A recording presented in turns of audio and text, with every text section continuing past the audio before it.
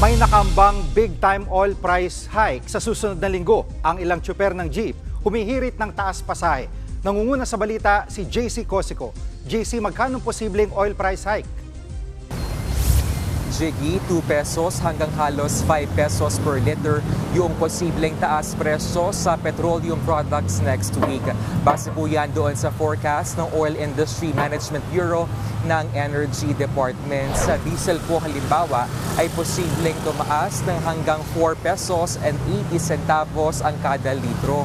Sa gasolina, ang posible pong itaas ay 2 pesos and 50 centavos up to 3 pesos. At higit 4 na piso naman po per liter yung posibleng pagtaas naman sa per liter ng kerosene. Ang dahilan po niyan ayon sa Energy Department ay ang lumalalang tensyon sa pagitan ng Israel at Iran.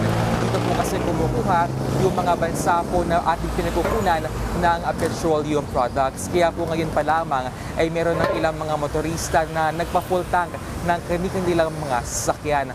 Habang yung ilang mga jeepney drivers ay umaaray na dahil tiyak daw na bawas po yung kanilang mga kita kung magkakataon.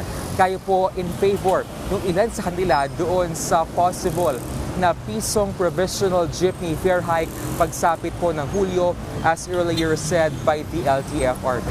Pero ang ilang grupo ay tutol po dyan gaya po ng grupong Manibela.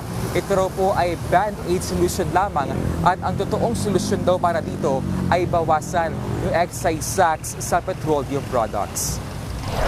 Sige, nanawagan naman yung DOE sa mga oil companies na gawing staggered o gawing unti-unti yung mga price adjustments. At nauna nang sinabi ni President Bongbong Marcos na the government ay magbibigay po ng fuel subsidy sa mga maaapektuhan nitong oil price hike.